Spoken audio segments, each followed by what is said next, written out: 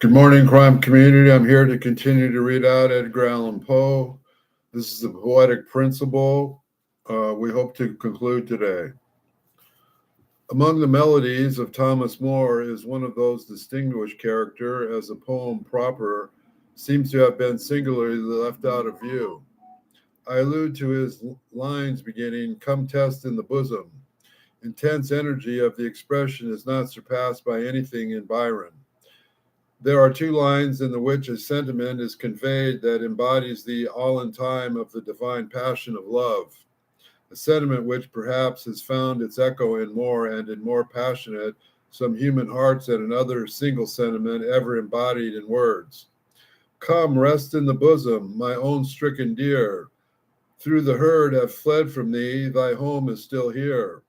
Still here is a smile and no cloud can o'ercast, and a heart and a hand all thy own to the last. Oh, what was love made for? Isn't it not the same? Through the joy and through torment, through glory and shame? I know not, I ask not if guilt's in that heart, but I know that I love thee wherever thou art. Thou hast called me thy angel in the moment of bliss, and thy angel I'll be mid the horrors of this.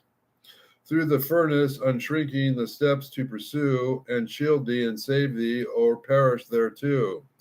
It has been a fashion of late days to deny more imagination while granting him fancy, a distinction originating from Coleridge, and whom no man more fully comprehended the great powers of more.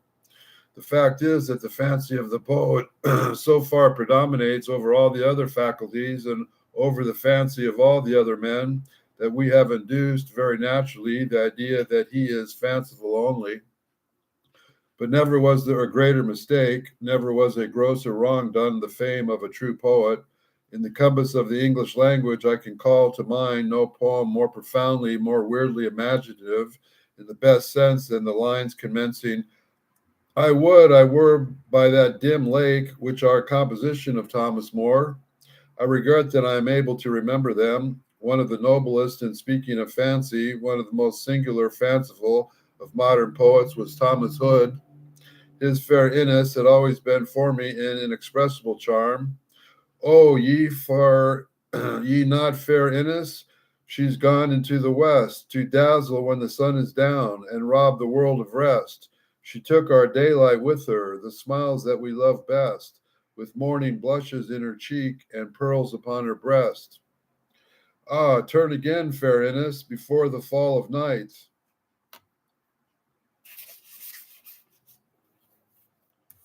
For fear that moon should shine alone and stars unraveled bright, and blessed will the lover be that walks beneath their light, and breathless the love against thy cheek I dare not even write. Would I have been fair Innes, the gallant cavalier, who rode by gaily by the side and whispered there so near? Were there no bony dames at home, or no true lovers there, that he would cross the seas to win the dearest of the dear? I saw thee, lovely Innes, descend along the shore, with bands of noble gentlemen, and banners waved before. The gentle youth and maidens gay, and snowy plumes they wore. It would have been a beauteous dream, it had been no more. Alas, alas, fair Innes, she went away with song, with music waiting on her steps, and shouting of her throng. And some were sad, and felt no mirth, and only music's wrong, and sounds that sang farewell, farewell to her love so long. Farewell, farewell, fair Innes, that vessel never bore a fair lady on its deck, nor danced so light before. Alas, for pleasure on the sea, the sorrow on the shore, the smile that blessed one lover's heart has broken many more. The Haunted House is the same author as one of the truest poems ever written, one of the truest, one of the most inexceptional, one of the most thoroughly artistic, both in its theme and in its execution. It is, moreover, powerfully ideal, imaginative.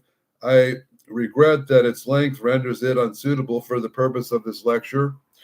In place of its permit me to offer the universally appreciated Bridge of Sighs.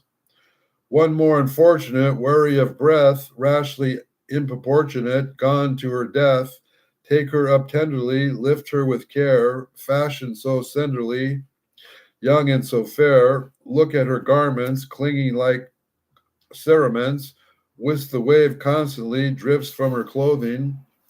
Take her up instantly, loving no loathing. Touch her not scornfully, think of her mournfully, gently and humanly, not of her stains of her, all that remains of her now is pure womanly. Make no deep scrutiny into her mutiny, rash and undutiful, past all dishonor, death has left on her only the beautiful. Still, for all her lips, for all her slips of her, one of Eve's family, wipe those poor lips of her, oozingly so calmly, loop up her tresses, escape from the comb, her fair suburban tresses, whilst wonderment guesses, where was her home? Who was her father? Who was her mother? Had she a sister? Had she a brother? Was there a dearer one, still a nearer one? Yes, than all other? Alas, for the rarity of Christian charity under the sun. Oh, it was pitiful. Near a whole city full, home she had none. Sisterly, brotherly, fatherly, motherly. Feelings had changed, love by harsh evidence, thrown from its eminence. Even God's providence seemed estranged. When the lamps quiver so far in the river, with many a light from window and casement, from garret to basement, she stood with amazement, houseless by night. The bleak wind of March made her tremble and shriver, and not the dark arch of the black flowing river. Mad from life's history, glad of death's mystery, swift to be hurled anywhere, anywhere out of this world. If she plunged boldly, no matter how coldly the rough river ran over the brink of it, picture it, think of it, dissolute man. Leave it, in it, drink of it, when, if you can. Take her up tenderly, lift her with care, fashion so slenderly, young and so fair.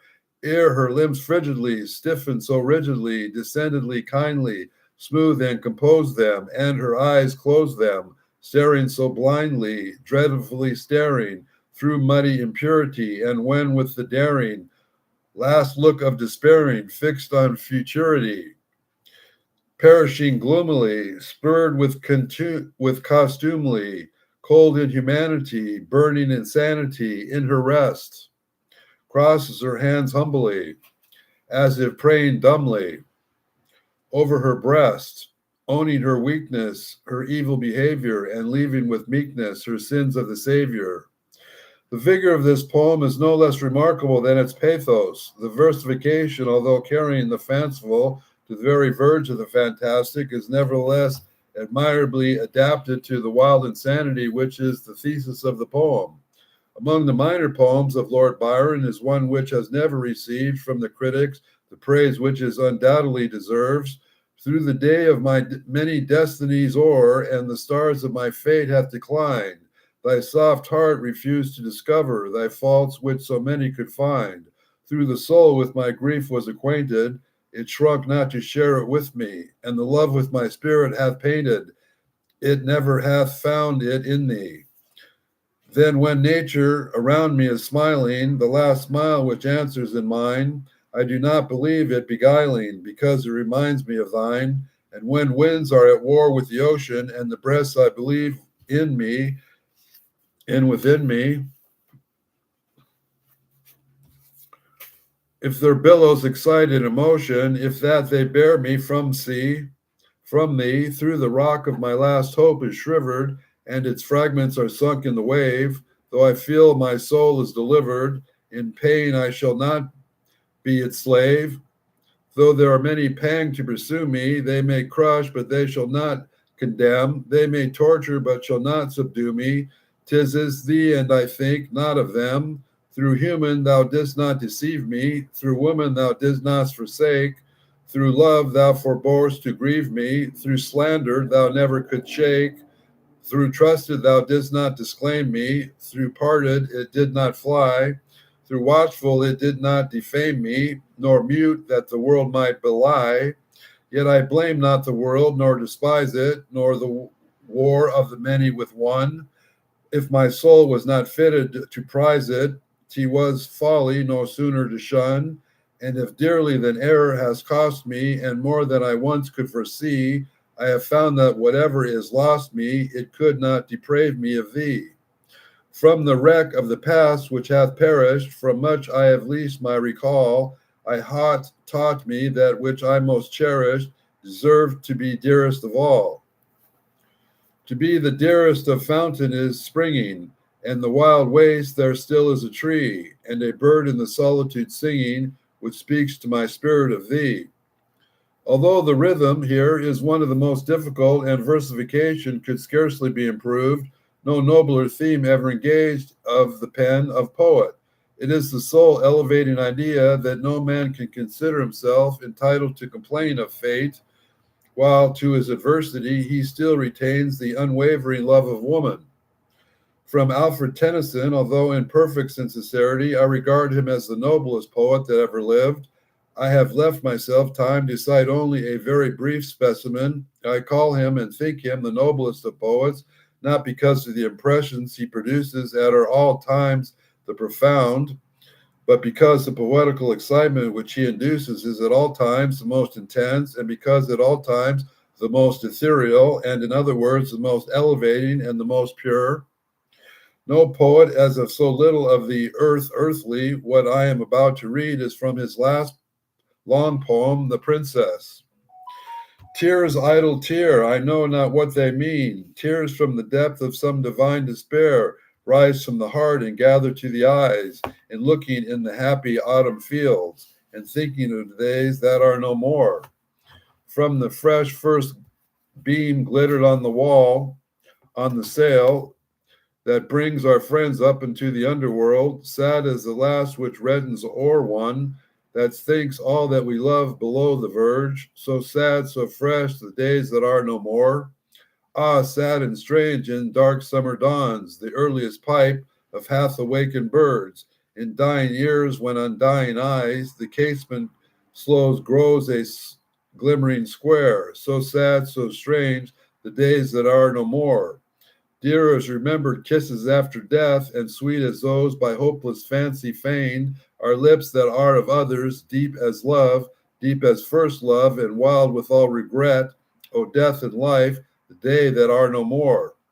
Thus, although in a very curious and imperfect manner I have endured to convey to you my conception of poetic principle, it has been proposed to suggest that while the principle itself is strictly and simply the human aspiration for supernatural beauty, the manifestation of the principle is always found in the elevating excitement of the soul, quite independent of the passion which is the intoxication of the heart, or of the truth which is the satisfaction of the reason. For in regard to passion, alas, its tendency is to degrade rather than to elevate the soul. Love, on the contrary, love the true, the divine Eros, and Uranian is distinguished from the Dionysian Venus as unquestionably the purest and truest of all poetical themes. And in regard to truth, if to be sure, through the attainment of a truth, we are led to perceive a harmony which none was apparent before, we experience at once the true poetical effect, but this effect is referable to the harmony alone, and not in the least degree to the truth which have merely saved to render the harmony manifest. We shall reach, however, more immediately a distinct conception of what the true poetry is by mere reference to a few and simple elements which induce to the poet himself a true poetical effect, that recognizes the ambrosia which nourishes his soul in the bright orbs of the shining heaven, and volutes of the flower, and the clustering of low shrubberies, in the waving of the grand fields, in the slanting of tall eastern trees, in the blue distance of the mountains, in the groping of clouds, in the twinkling of the half-hidden brooks, in the gleaming of silver rivers, in the repose of the sequestered lakes, in the star-mirroring depths of the lonely wells. He perceives it in the songs of birds, in the harps of Aeolus, in the sighing of the night wind, in the repining voice of the forest, in the surf that complains to the shore, in the fresh breath of the woods, in the scent of the violet, in the voluptuous perfume of the hyacinth, in the suggestive odor that comes to him at evening tide from far distant, undiscovered islands over the dim oceans, illimitable and unexplored.